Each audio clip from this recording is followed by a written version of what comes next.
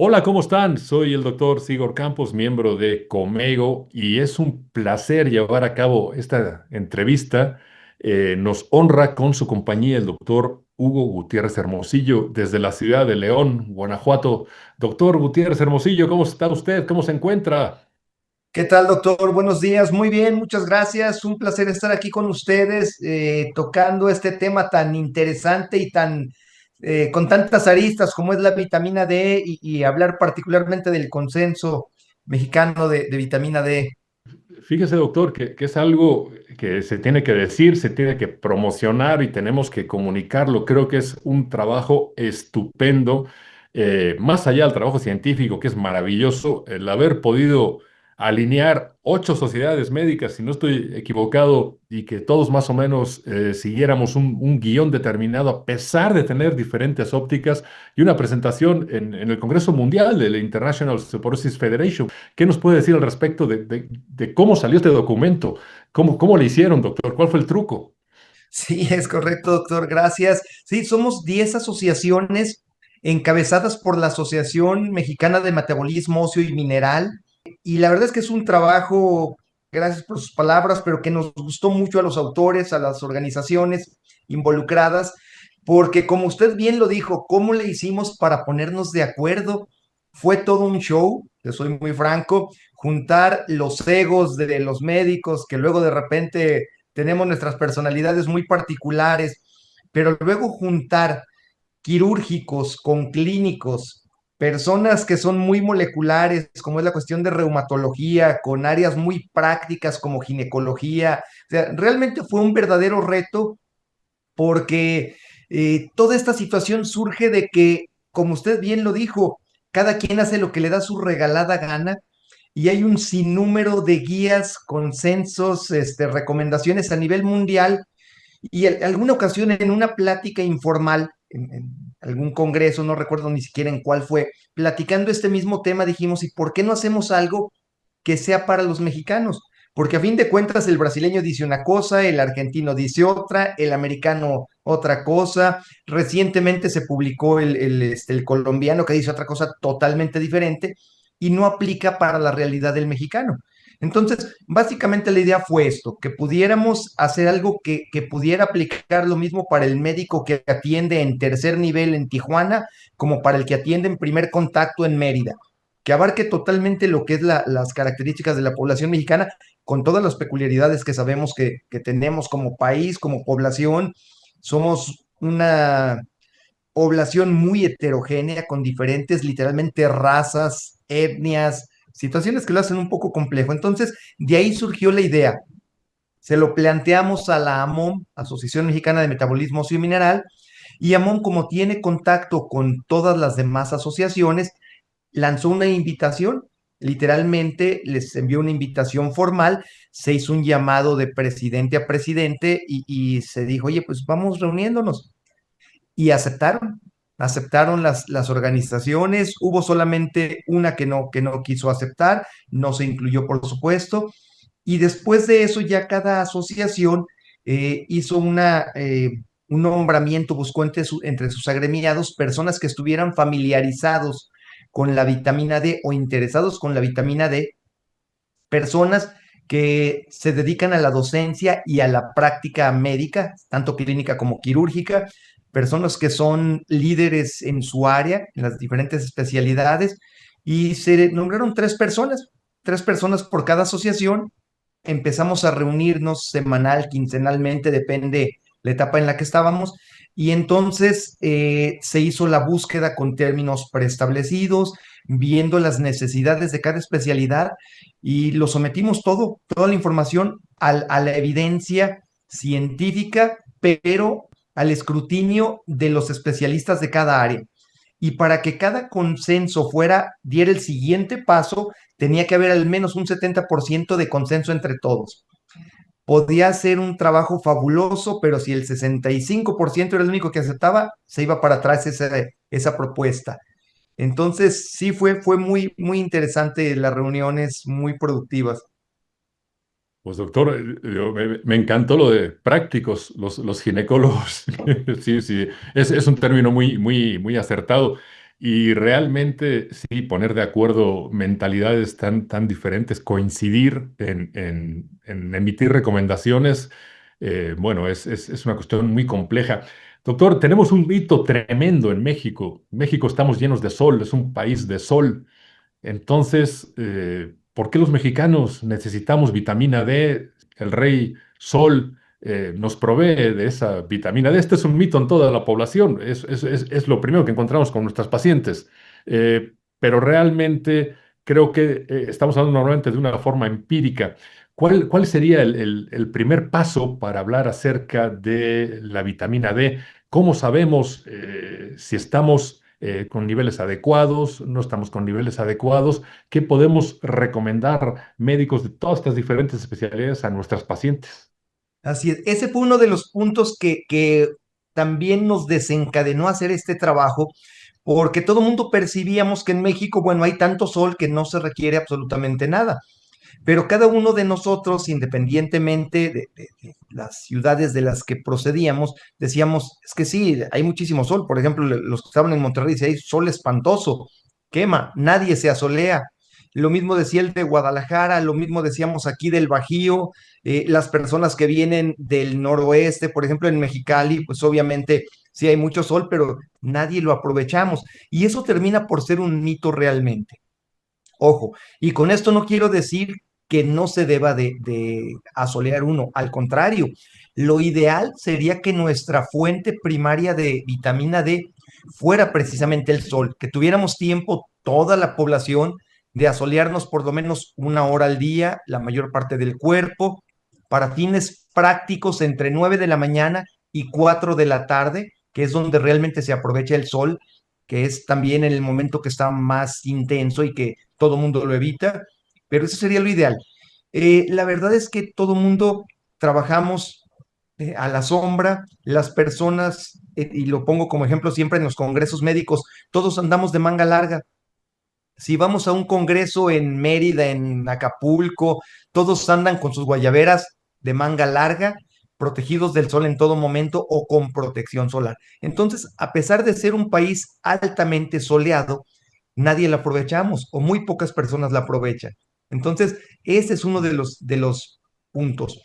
La vitamina D, hay que decirlo, no es para todo mundo, no debe de recibirla a todo mundo. Es otra de las cuestiones que algunas guías o algunas recomendaciones extranjeras dicen, dales a todos. Y no, nosotros no estamos de acuerdo con eso, porque sería como darles insulina a todas las personas. La insulina es muy buena y lo sabemos perfectamente bien y salva vidas, pero no tiene necesidad de darse a todo mundo.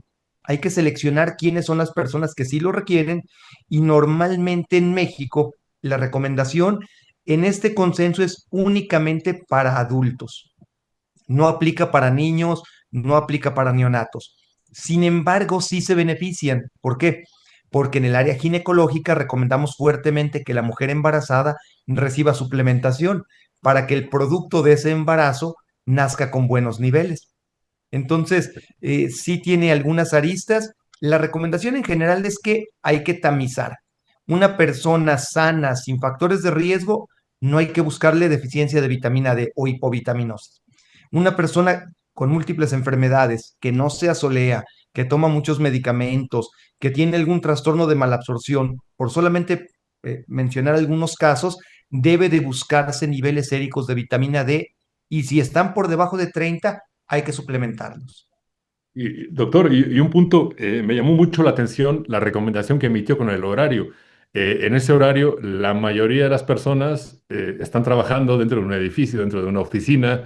Los ginecólogos estamos metidos en la unidad tocoquirúrgica, etcétera, pero no estamos expuestos al sol y tiene razón. Entonces, caería esto dentro de un mito. Dentro del consenso, creo que determinaron que hay una alta prevalencia de hipovitaminosis D en adultos, con consecuencias terribles a largo plazo, como usted lo acaba de mencionar. Hay un uso extendido de suplementos de diversa calidad y, pues bueno, hay unos buenos, unos malos. Digamos que son cuestiones muy heterogéneas y no teníamos unas guías o no tenemos unas guías estandarizadas. aplicadas y que conozca a todo el mundo, adaptadas a México. El consenso fue dirigido hacia esas líneas, hacia emitir recomendaciones que nos den, basadas en evidencia, para diagnosticar y prescribir vitamina D en adultos mexicanos, como bien lo aclaró, y reducir esta heterogeneidad en la práctica clínica. Ahora, con una gran revisión de la literatura y un tremendo trabajo científico, ¿cuáles son las principales recomendaciones que nos daría, doctor, como médicos, eh, como conclusiones de este consenso? ¿A quién suplementamos o a quién le medimos la vitamina D o qué tipo de vitamina D recomendaría de primera instancia, teniendo en cuenta que cada paciente es diferente? Hay que hacer un traje a la medida con cada paciente. Sí, totalmente de acuerdo con usted. Hay que hacer un traje a la medida, como bien lo dice. Básicamente se trata de que a esas personas con algún factor de riesgo las tamicemos, le hagamos una prueba. Es extremadamente común la hipovitaminosis D. En México se ha documentado en el mejor de los casos, 1 de cada 2 mexicanos tenemos hipovitaminosis. Hay múltiples trabajos que inclusive hemos presentado en diferentes momentos durante pandemia, antes de pandemia, 10 años antes de la pandemia, y la deficiencia, si lo pusiéramos como un examen así para alumnos, para residentes, digamos, el porcentaje de mexicanos con deficiencia de vitamina D o hipovitaminosis, más bien dicho, es del 71%. Es altísimo. Pero esto se incrementa con la edad. ¿Qué quiere decir? Que una persona arriba de 80 años tenemos una prevalencia de casi el 100%.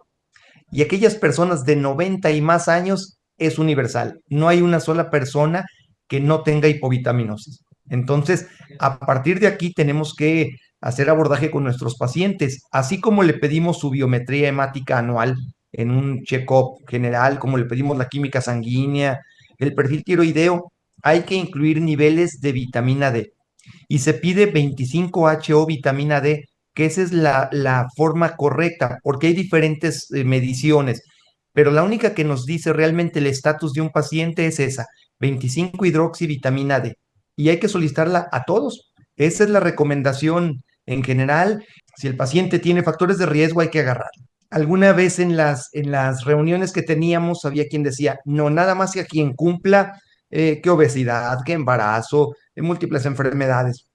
Y habíamos otros que decíamos, a ver, dime de la población que atendemos, ¿quién se asolea mucho?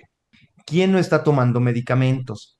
¿Quién no tiene algún factor en un país como México que desafortunadamente el sobrepeso y la obesidad es tan común? No te llega el paciente que no tiene ninguna patología a revisión, a un check-up, trae un índice de masa corporal de 26.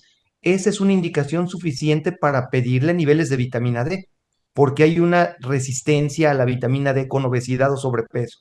Es decir, prácticamente a todos. Habemos algunos que dijimos a todos, la indicación en la guía es a los que tengan factores de riesgo.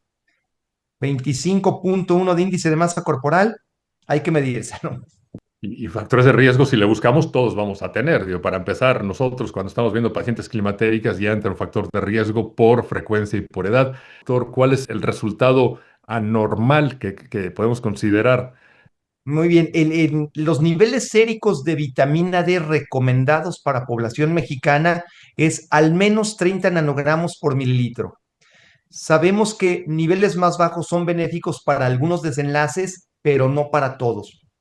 La vitamina D no solamente tiene las acciones clásicas, que es hueso y músculo, tiene las acciones que se consideran no clásicas.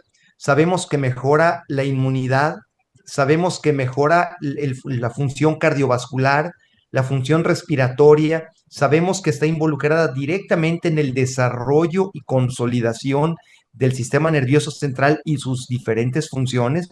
Entonces, en población mexicana lo más recomendado es entre 30 y 60 nanogramos, pero por ningún motivo debe de estar por debajo de 30 nanogramos. Si el paciente está en 29.9 nanogramos y no recibe suplementación, pues vamos, a lo mejor podemos hacernos de la vista gorda, ¿no? Porque realmente no está fuera de rango. Pero sí, un paciente que tiene 27, 26, definitivamente deben recibir suplementación.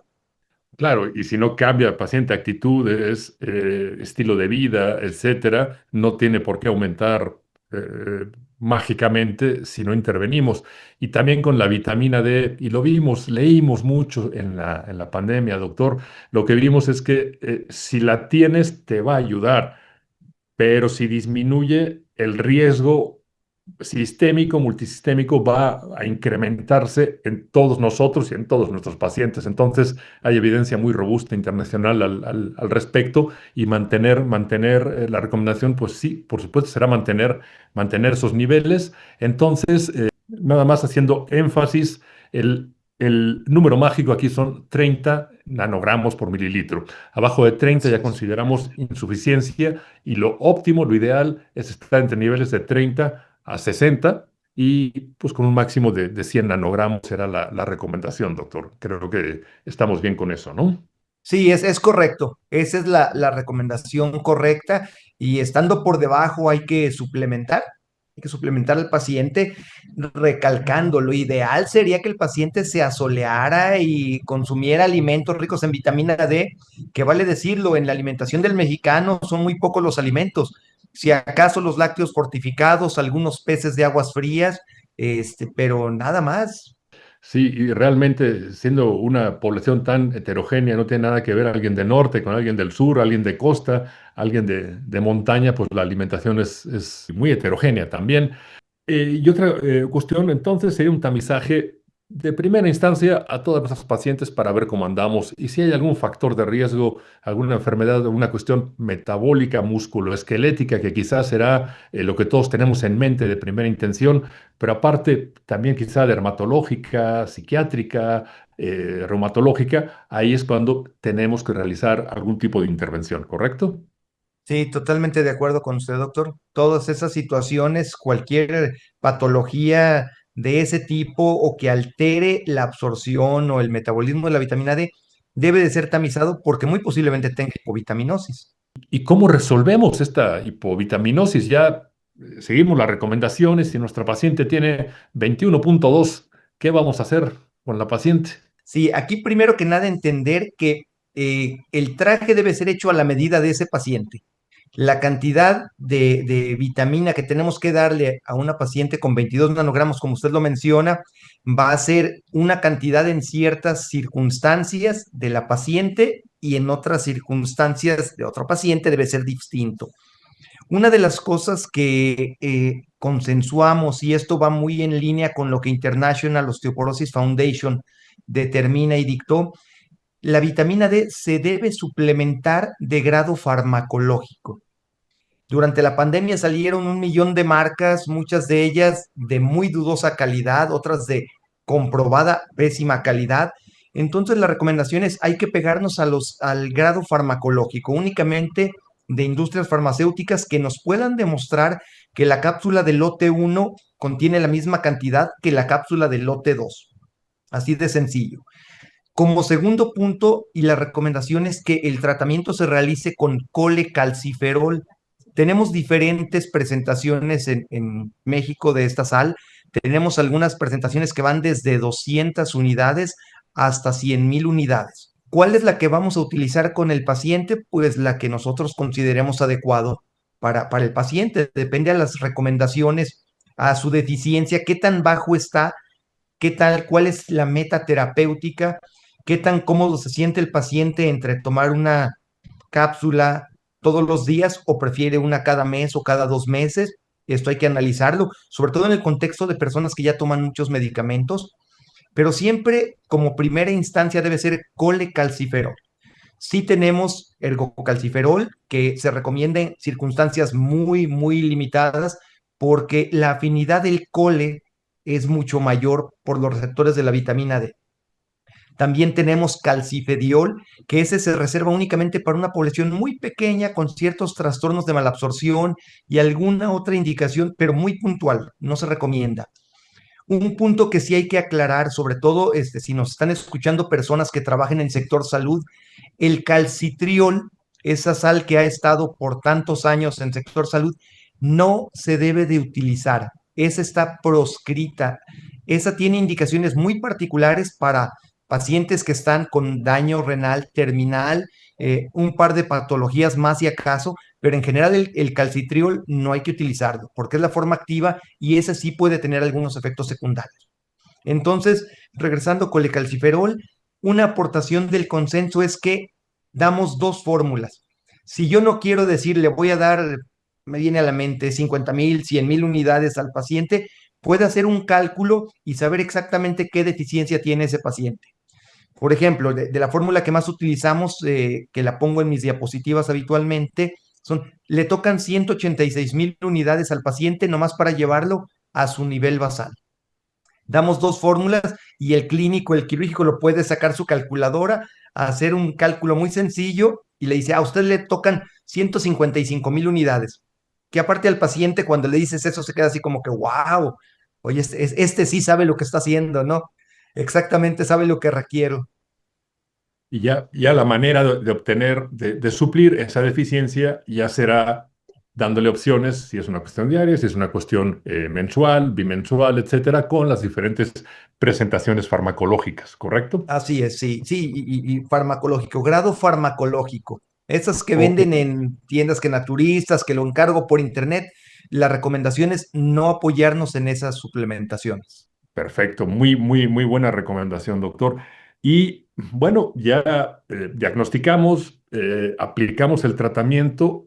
¿Y cuándo recomienda usted hacer el seguimiento por laboratorio? ¿Cuándo podemos ver resultados dentro de los exámenes de laboratorio? ¿Un mes, 2 meses, 3 meses? ¿Cuál sería la recomendación para obviamente pensar en la economía de los pacientes y que los estudios valgan la pena?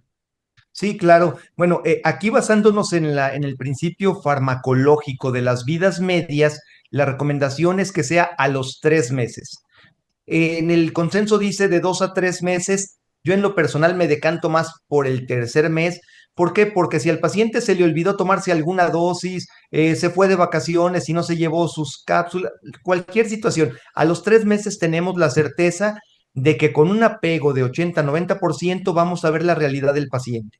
Y una vez que ya tenemos al paciente en el nivel que queremos, medidos a los 3 meses, podemos hacer mediciones anuales. Cada año hacer una reevaluación del paciente, como lo hacemos con el perfil tiroideo, como lo hacemos con la biometría hemática, con el general de orina, etcétera. Muy bien, doctor. Una cuestión que siempre, y qué mejor oportunidad que preguntarle a un tremendo experto, efectos adversos que podemos encontrar. Fíjese que la vitamina D, particularmente el colecalciferol, es una sal tan noble que realmente la incidencia de efectos secundarios es muy, muy escasa. Y no lo decimos nada más a aquellas personas que lo prescribimos muchísimo, sino la evidencia bibliográfica histórica nos habla de una seguridad impresionante. No hay reportes de intoxicación por vitamina D, que luego a veces eso nos preguntan en nuestras pláticas. No hay reportes de intoxicación por vitamina D a dosis indicadas por el médico.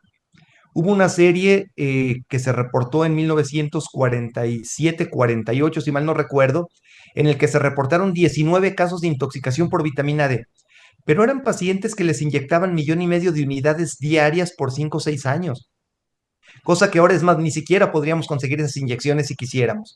A la dosis recomendada farmacológicamente, nunca van a tener una intoxicación, nunca van a tener una hipercalcemia, eh, nunca van a encontrar trastornos del fósforo, se tolera muy bien desde el punto de vista gastrointestinal.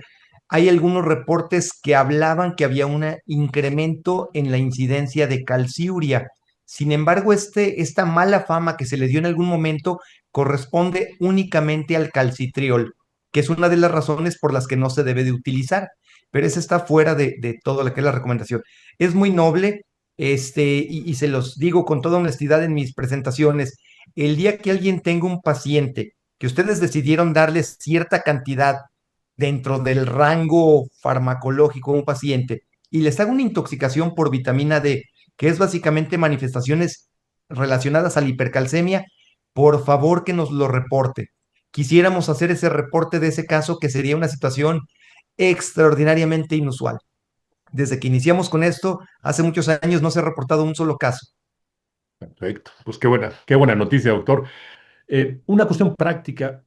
Llega una paciente en la menopausia, le tomo niveles, los niveles son bajos, le doy el tratamiento. Al cabo de 3 meses, digamos que no se ha restablecido en niveles óptimos, a los 6 meses ya se restableció. ¿Qué hago con esa paciente? La voy a monitorear cada año, pero le continúo administrando dosis bajas diarias de vitamina D o me espero a tener evidencia de que volvió a bajar. No, aquí esos pacientes, si nosotros les retiramos la suplementación, los niveles van a bajar. Hay que mantenerle su tratamiento fijo para que ese paciente pueda mantenerse en buenas condiciones, porque si no, realmente el paciente se va a deteriorar. Lo mismo que nos pasa, por ejemplo, con la glucemia. Un paciente que lo tenemos en una hemoglobina glucosilada o en tiempos en rango ideales, le quitamos el tratamiento porque llegamos a la meta, se va a disparar su glucemia. Lo mismo pasa con la vitamina D. Si le suspendemos el aporte, que puede ser diario, como usted lo menciona, puede ser semanal, puede ser quincenal, puede ser mensual, puede ser bimensual. Ahora sí que este traje a la medida tenemos que armarlo en conjunto con el paciente o con el cuidador cuando se trata de adultos mayores dependientes. Pero sí hay que continuárselos indefinidamente. Sí, es un punto muy importante porque de repente nos llega paciente a consulta, vemos los niveles y están dentro de rangos adecuados, va a decir, pues ya lo resolvimos, ¿para qué continúo? Y esto creo que tenemos todos que tener en cuenta que en el momento en que cedamos con la suplementación van a volver a caer los niveles y hacernos a la idea de que esto ya es por muchos años, de por vida, encontrando el sistema más cómodo de administración. He anotado 4 puntos que, si me permite, lo voy a decir, y bueno, 5 puntos en realidad, y lo dejaría para que nos emitiera un comentario final de una recomendación. Pero miren, como hablamos con el doctor Gutiérrez Hermosillo, creo que punto número uno es personalizar, hacer un traje a la medida. No todos nuestros pacientes son iguales, hay que conocer la historia de cada paciente y obviamente no podemos emitir una recomendación general que se va a aplicar absolutamente a todos los pacientes, sino que hay que individualizar. Individualizar según la historia de cada paciente, por supuesto. Segundo, productos de calidad. Realmente, aunque cueste más, lleva un respaldo farmacéutico y vale la pena estar seguros que lo que el paciente está consumiendo va a tener la dosis adecuada en el momento adecuado.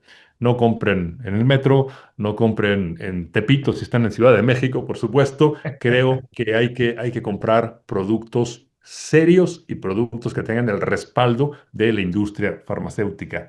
Tercero, no toda la vitamina D es igual, y a eso ya no me refiero a marcas. No todas las hormonas son iguales, no todos los hombres somos iguales, no todo el mundo es igual. Colecalciferol. Realmente la recomendación es colecalciferol. Habrá otras variantes, pero la recomendación avalada por el consenso es colecalciferol. Cuarto punto, vamos a ver dentro de 3 meses, 3 meses después de que se inició el tratamiento y que nuestras y nuestros pacientes tomaron el tratamiento, por supuesto, es cuando podemos solicitar de una manera lógica un control de laboratorio, pero esto, tener en cuenta que va a ser para siempre. Y la quinta, y esto es una noticia, supongo que dirán, oigan, han estado hablando acerca de un consenso, pero ¿cómo puedo conseguir yo el consenso? El consenso es totalmente gratuito, es descargable por PDF, no hay que estar suscrito a ninguna revista y eso se agradece. Se meten en el buscador de preferencia de Internet y pueden descargar el artículo y yo se lo recomiendo. Vale la pena leer con calma este consenso, les va a ayudar muchísimo a ustedes y a sus pacientes. Y doctor Gutiérrez Hermosillo, si quisiera dar un cierre de esta entrevista. Sí, pues muchas gracias. Es un placer estar con ustedes y la verdad es que ese detalle, y aquí sí hay que agradecer que hubo una gestión de AMOM que logró a través de un patrocinador que se tuviera el acceso gratuito a ese artículo. Bájenlo, como usted bien decía, para quien quiera. Y yo quisiera hacer un reconocimiento a todas las especialidades involucradas, pero hay una que en particular me gusta mucho mencionar, y de hecho la persona que encabezó este proyecto cuando era presidente de AMOM en su momento es ginecólogo, ¿Y por qué lo digo? Porque en ginecología tenemos dos situaciones. Una, que hay una resistencia a la vitamina D muy marcada. Segundo, que se requieren dosis muy altas, hasta 8 veces más vitamina D para poderlo llevar a niveles adecuados. Tercero, todavía hay muchos mitos en relación a que si es teratogénica, cosas de ese tipo. Eso está totalmente descartado, no hay ningún riesgo. Y ustedes en ginecología o las personas en ginecología que le dan el consenso en cualquier parte del país, tienen el beneficio de realmente hacer una modificación en la calidad de vida de dos personas, que es el de la mujer involucrada y el producto de esa gestación, que el hecho de que tenga niveles adecuados le va a evitar un número muy importante de enfermedades 20, 30 años después. Entonces, ese es un consenso muy puntual, tanto lo que es la Federación Mexicana de Colegios de Obstetricia y Ginecología como la AMEC, involucradas directamente en este consenso, fueron parte fundamental para que se desarrollara y creo que tienen más impacto que las demás especialidades, sin menospreciar a ninguna, por supuesto. Pues muchísimas gracias por su trabajo. Pues doctor Gutiérrez Hermosillo, un gustazo haber estado con usted estos minutos. Muchas gracias por sus palabras y aquí los vemos en Comego. Muchas gracias. Gracias a ustedes, saludos a toda la audiencia, un abrazo.